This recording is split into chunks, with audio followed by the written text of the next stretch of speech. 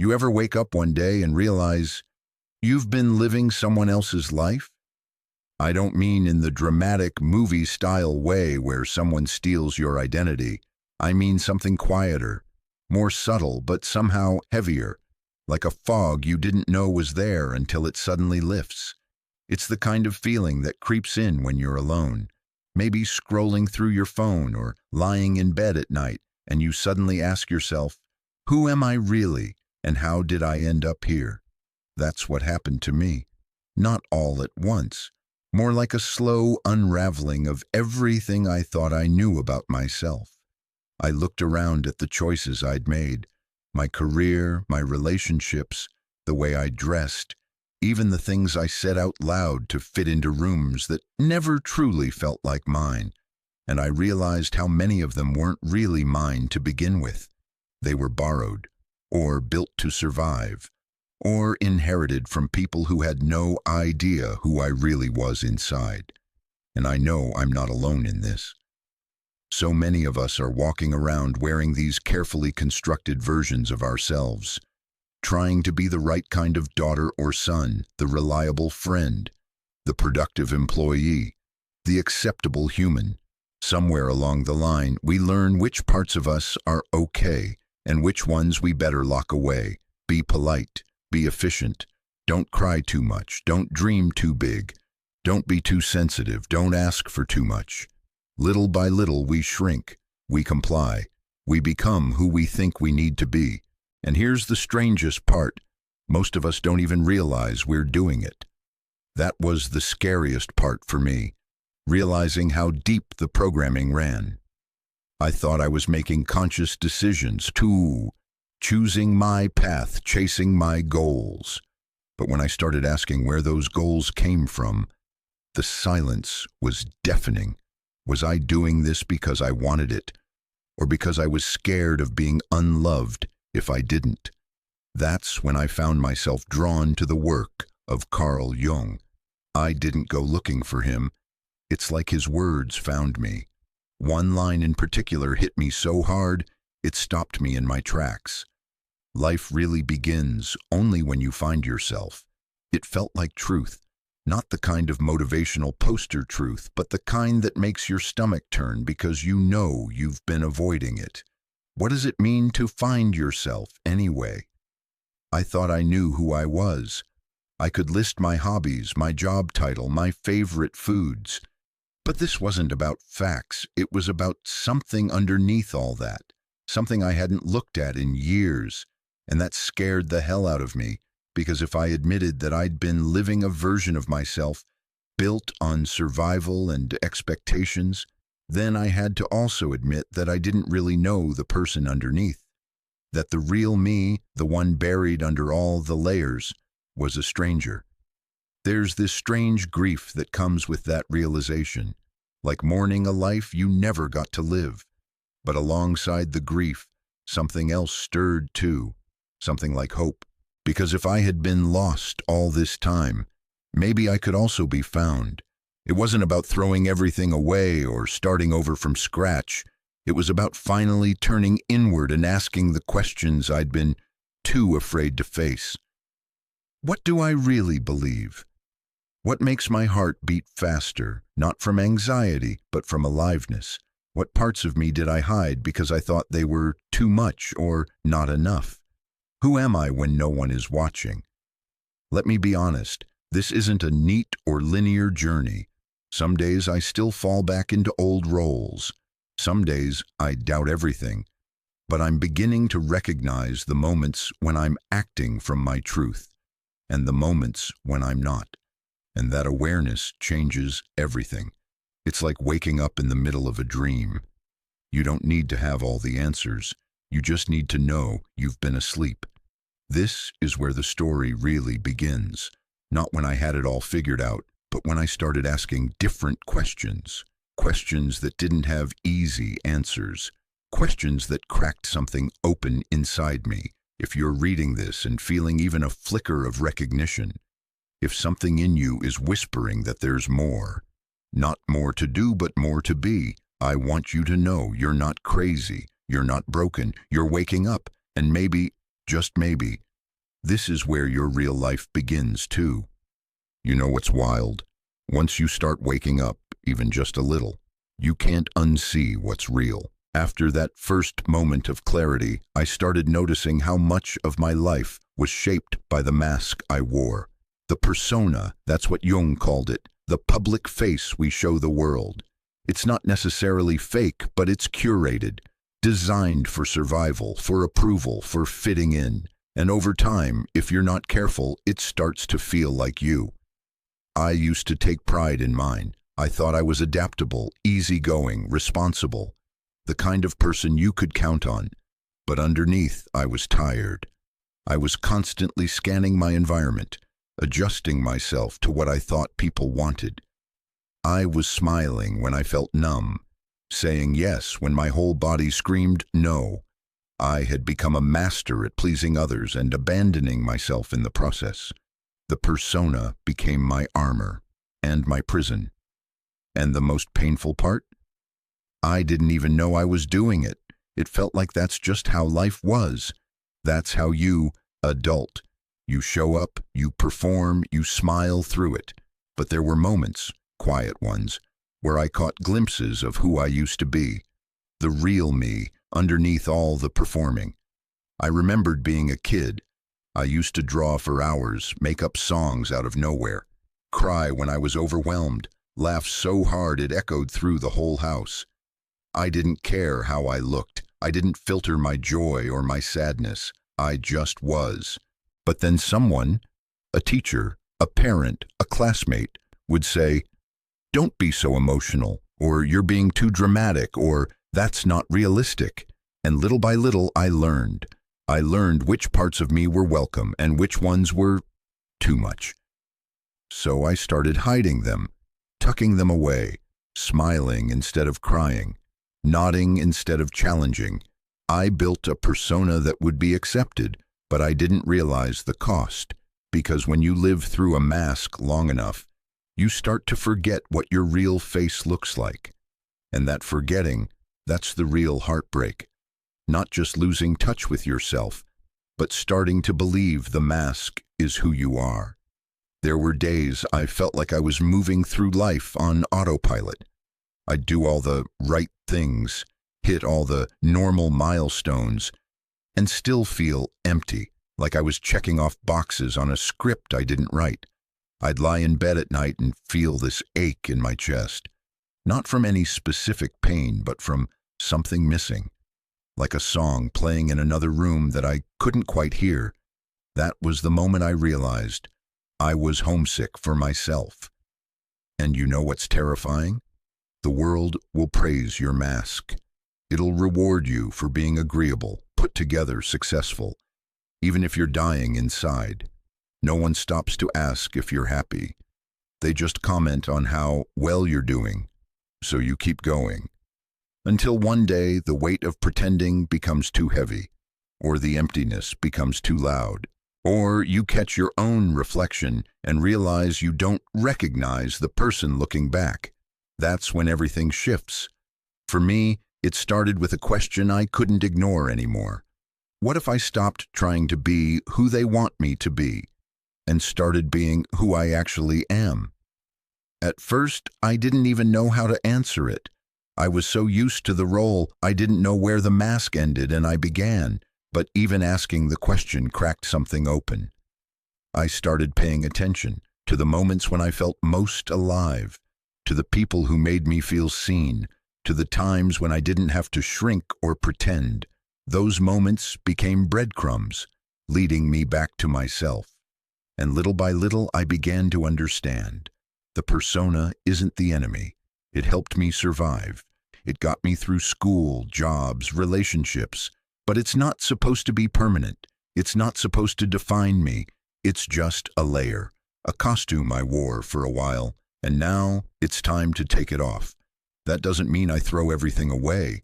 It means I start choosing differently, living with more honesty, giving myself permission to be messy, to be real, to not have it all figured out.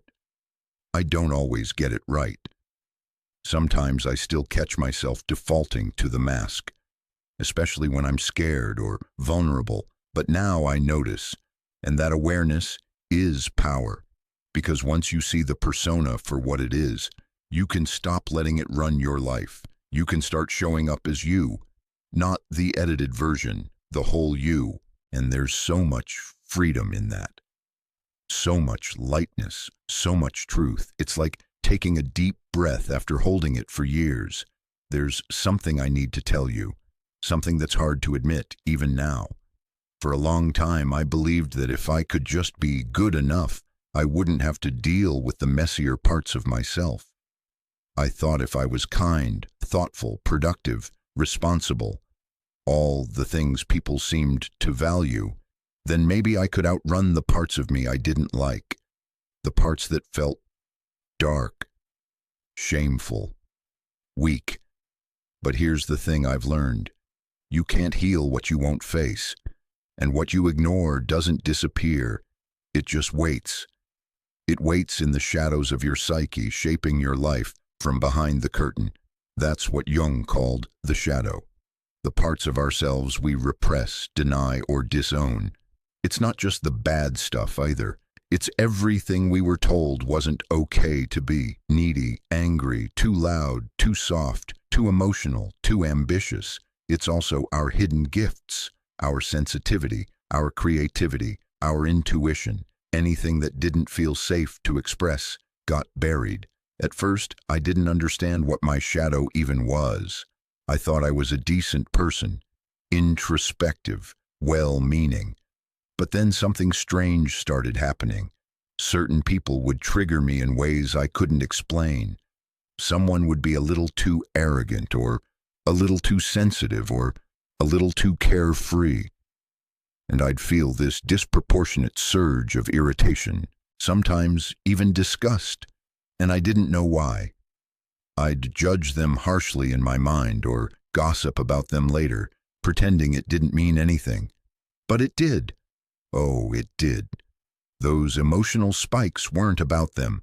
They were mirrors, uncomfortable reflections of the parts of me I hadn't made peace with, the parts I had stuffed down, labeled wrong, and buried beneath the mask. And when I saw those traits in others, my shadow flared up. It was trying to get my attention.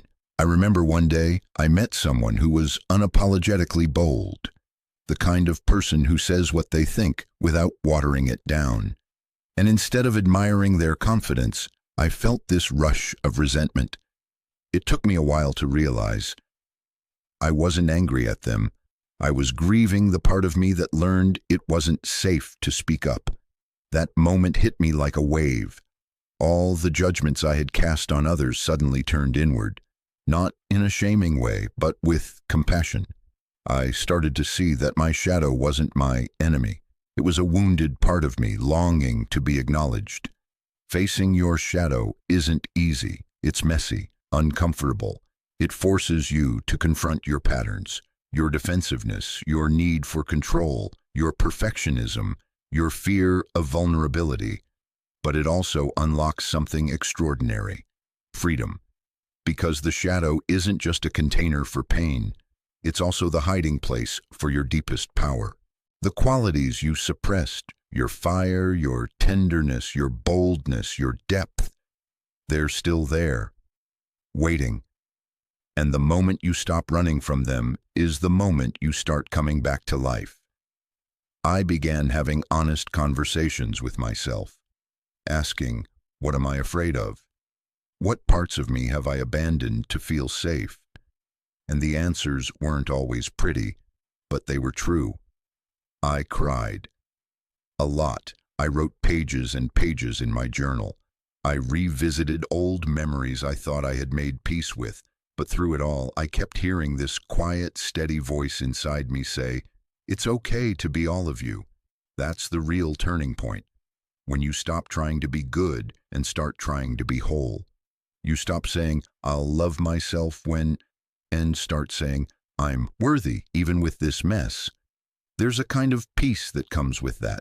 Not the kind where everything is fixed, but the kind where you're no longer at war with yourself. You stop cutting off pieces of your soul to be accepted. You stop shrinking to make others comfortable. You stop hiding your fire out of fear it'll burn someone. Instead, you learn to carry your shadow with you, not as a burden, but as a companion, a teacher, a reminder that your humanity is not a flaw, but a doorway. And through that doorway, something sacred begins to emerge, your true self. Not the one built from expectations or fear, but the one that was always there, under the rubble, under the mask, under the shame, the you that is raw and real and radiant. And for the first time in a long time, you start to feel whole. Not because you've become perfect, but because you've stopped pretending. Once I started digging into my shadow, I realized something even deeper was at play. It wasn't just the persona or the hidden parts of me I'd buried. It was the patterns, these strange, repeating loops in my life that didn't make sense at first. The same kinds of people showing up again and again. The same conflicts, the same emotional spirals. It was like life kept handing me the same lesson wrapped in different disguises. I used to think it was bad luck, or that something was wrong with me. But then I learned about archetypes. Carl Jung believed we all carry universal patterns inside us, ancient blueprints that shape how we think, feel, and act.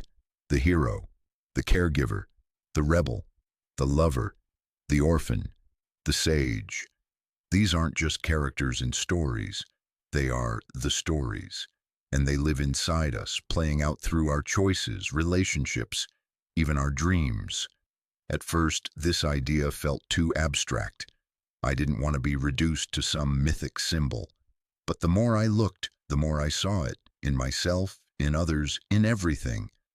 Like the hero part of me, always striving, always pushing, always chasing the next mountain to climb.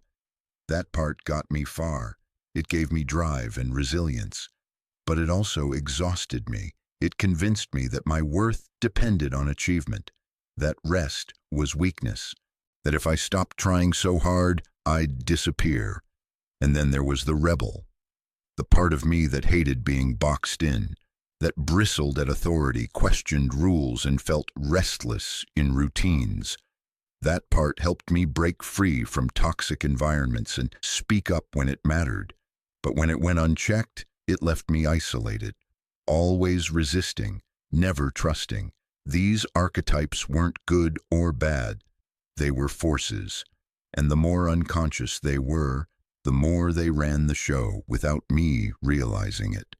There was one night that really cracked me open. I had just ended a relationship, another one where I lost myself trying to be enough. I remember sitting on the floor crying, asking out loud, "Why does this keep happening?" And this thought came in like a whisper. You're reenacting something. It wasn't just about that relationship. It was about an old wound, the orphan in me, the child who felt unseen and learned to earn love by becoming whoever someone else needed. That archetype had been running my love life for years. Suddenly, it all made sense. I wasn't just choosing people. I was playing out a script, hoping for a different ending, but repeating the same act. And the only way to break the cycle was to name it, to see it clearly, to own it.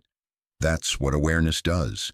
It doesn't make the pain disappear, but it puts the pen back in your hand. I started seeing these archetypes everywhere. The sage in me, longing for meaning and truth.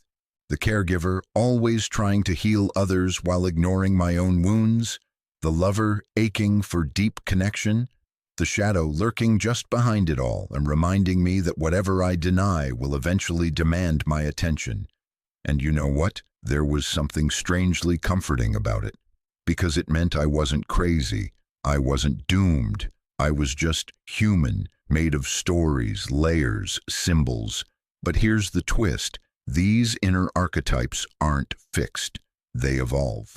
And when you become aware of them, you can choose how they show up. I can let the hero in me fight for things that truly matter, not just for validation. I can listen to the sage without letting her turn life into an endless quest for answers. I can love with my whole heart without losing myself. The moment I started working with these energies instead of being controlled by them, everything changed.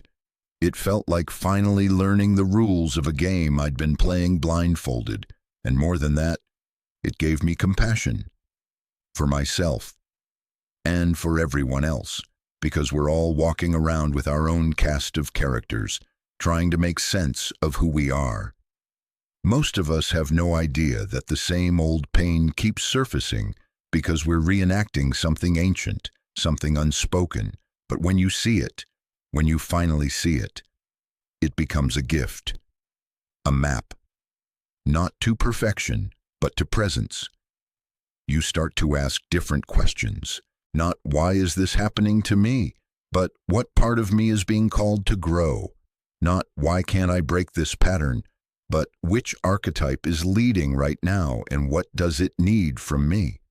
And in that space, that sacred pause, you find your power, not the kind that controls others, but the kind that sets you free.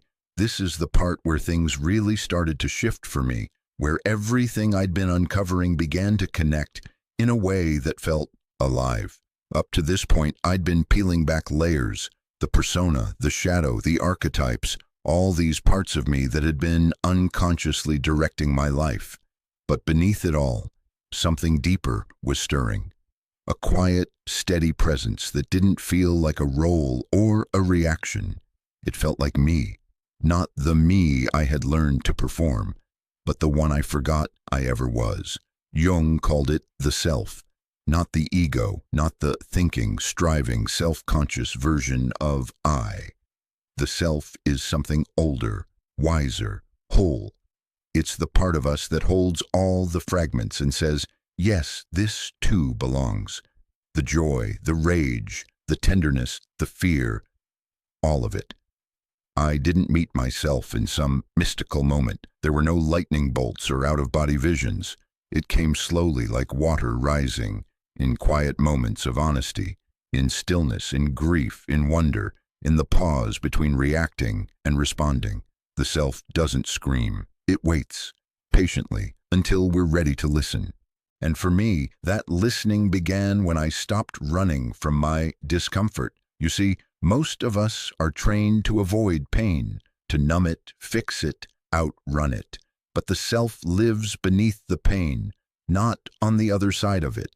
It's found in the willingness to stay with ourselves when everything in us wants to escape, to sit with the ache without demanding that it go away. There was a moment, I remember it vividly, where I felt this wave of sadness wash over me, not for something specific, just an old familiar loneliness that I used to push away. But instead of reaching for distraction, I stayed. I closed my eyes, I put a hand on my chest, and I whispered, I'm here. That's when I felt it, the self. Not as an idea, but as a presence, as home. It didn't judge me. It didn't offer solutions. It just was. Steady, loving, whole. And in that moment, something softened. That's what individuation is. Not fixing yourself, but finding yourself. Not polishing the mask, but integrating all the pieces into something that's real. And when I started living from that space, everything began to feel different. I still had fears, I still got triggered, but I wasn't owned by those things anymore because I had a place to return to, a center, a truth that didn't shift with the moods or the stories or the past. And you know what else I discovered? That the self doesn't ask us to be anyone else. It doesn't compare or compete. It doesn't measure worth by achievement or appearance. It simply says, be here, as you are. All of you is welcome. Do you know how healing that is, to be welcomed by yourself? For so long, I believed I had to earn my own love. I thought I needed to become someone better, to be worthy of my own tenderness. But the self taught me that wholeness doesn't come from becoming something new. It comes from remembering who you've always been. That's not easy, especially in a world that profits off your self-doubt. Everything around us is designed to make us feel lacking, like we need one more product, one more milestone, one more transformation to finally be okay. But the self isn't interested in that. It's not interested in performance. It's interested in presence. And presence is where the healing begins. I started making small changes. I began journaling without censoring, letting my dreams speak in symbols I didn't fully understand, creating art just for me, not to be shared, not to be perfect, just to express something, wordless.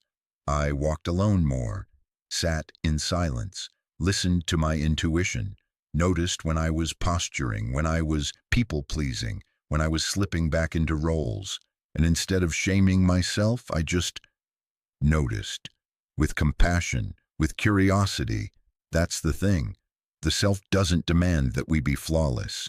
It invites us to be whole, to reclaim what we exiled, to forgive what we judged, to love what we were told was unlovable. It's not a destination, it's a relationship, one that deepens the more we show up.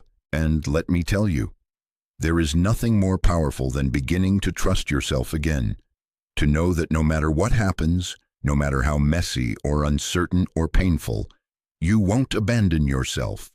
That's what it means to become whole, not to become perfect, but to become real. There's this moment that happens when you've spent enough time facing your shadows, listening to your inner voice, and letting yourself be seen, not by others, but by you. It's not a loud moment, no big epiphany or fireworks. It's subtle but undeniable. Like the first breath after being underwater, you realize, I don't need to perform anymore. That's what integration feels like. Not a breakthrough, but a coming home. And let me tell you, it changes everything. I used to think that transformation meant becoming someone new, stronger, more confident, more enlightened. But now I know. It's not about becoming, it's about allowing. Letting all the parts of you sit at the same table without kicking anyone out. Your ambition, your softness, your fear, your longing, your anger, your love, all of it belongs. And when you finally start to live from that place, from the inside out, you begin to show up in the world differently. You speak more honestly. You say no when something doesn't feel right, even if it disappoints someone. You pause before reacting. You cry without apologizing. You laugh without holding back. You rest without guilt. You become someone who no longer needs to prove their worth, because you've remembered it was never up for negotiation. That's not to say the world makes it easy. In fact, sometimes the more whole you become, the more obvious it is how fractured the world still is. You might find yourself in rooms that no longer feel like home. You may lose people who love the mask more than the real you. You may feel raw, exposed, even a little lonely. But you won't feel lost anymore. Because the more you accept yourself, the more you attract people who can meet you there. In the realness, in the tenderness, in the truth. I've had friendships deepen in ways I never thought possible, simply because I stopped pretending. I let them see me, all of me, and it gave them permission to do the same. That's the thing about authenticity. It's contagious. And even in the hardest moments, I feel something I never felt back when I was performing. I feel safe in myself. That safety doesn't come from being perfect. It comes from knowing I'll stay with me, no matter what. That I'll listen, that I'll show up, that I'll forgive myself when I fall back into old patterns, because I will. We all do. Healing isn't a straight line. It's a spiral. We revisit the same wounds from new levels of awareness. And that's okay. You don't need to be healed to be whole. You just need to be here. I want to share something that really helped me stay grounded in this part of the journey. It's simple but powerful. Ritual, not in a religious sense. More like tiny acts of remembering, lighting a candle when I write, taking a deep breath before a hard conversation, putting my hand on my heart when I feel unworthy. Journaling every morning, even if it's just 3 sentences, listening to music that speaks to my soul. These rituals became anchors, reminders that I'm still here, still choosing myself, still listening. It's easy to get swept back into the noise, into expectations, distractions, old habits. That's why these small, sacred pauses matter. They pull me back. They whisper, "You're not who you used to be," and that's a beautiful thing. And maybe the most important shift of all, I stopped trying to find my purpose in some grand external way and started living on purpose, with intention, with presence, with care. Purpose isn't something you chase, it's something you embody. And when you live from your wholeness, even in ordinary moments, your life begins to speak, not with perfection, but with truth. And truth is magnetic. So here I am now, not at the end of a journey, but deep in the middle of it, still learning, still unfolding, still meeting myself in new ways. But I'm doing it from a place of softness instead of shame, curiosity instead of control, love instead of fear. And honestly, that makes all the difference. There's something sacred about reaching this part of the journey, not because it's the end, but because you finally realize there is no end. That used to scare me. The idea that I might spend my whole life peeling back layers, meeting new parts of myself, revisiting old wounds. I thought healing had a finish line, that one day I'd arrive, clear, whole, invincible. But now I see it differently. Now I know this path isn't about arriving, it's about returning, over and over again. Returning to truth, to presence, to love, to the self. And the more I return, the more I understand that the journey itself is the point, not becoming something else, but becoming more of myself. That shift changes everything. It turns struggle into refinement. It turns fear into invitation. It turns life, with all its chaos and beauty, into something deeply personal, even magical. That's what Jung meant when he said that life really begins when you find yourself, not when you finally succeed or fix yourself or make everyone proud, but when you stop running from who you are and start living from the inside out. And if you're here reading this, you're already on that path. You're already waking up. And maybe, like me, you've discovered that some of the most transformative moments aren't big or dramatic. They're quiet, honest. They happen in the pause between distraction and decision, in the choice to sit with discomfort rather than numb it, in the courage to say what you actually feel, in the tenderness of forgiving yourself for not knowing sooner. They happen when you choose you, not the version you think the world wants, but the one that's been waiting patiently beneath all the noise, the soft, powerful truth that says, "I'm here, I've always been here, and I'm ready to be lived." That's what wholeness feels like. Not perfection, but peace. Not certainty, but trust. Not control, but surrender. And from that place, something else starts to unfold. You begin to see other people differently. You stop judging so quickly. You recognize their masks, their wounds, their shadows, because you've seen your own. Compassion replaces comparison. Curiosity replaces resentment.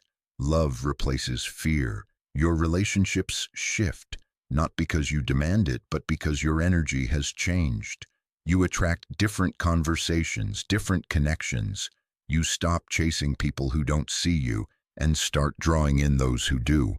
Not everyone will stay. Some people are meant for the older version of you, the one who performed, pleased, disappeared. And letting them go can be painful, but it's also freeing. Because for the first time, you're choosing relationships that honor your wholeness, not your performance. And in that space, you bloom, not all at once, not like fireworks, more like a tree that's been growing underground for years and finally breaks through the surface. You feel the sun on your face. You take up space. You stretch into your fullness. And you realize, this is what I was always meant to be. Not something shiny or flawless, just true. And that's more than enough. So if I can leave you with anything at all, it's this. You are not broken. You never were. You are not behind. You are not too much or not enough.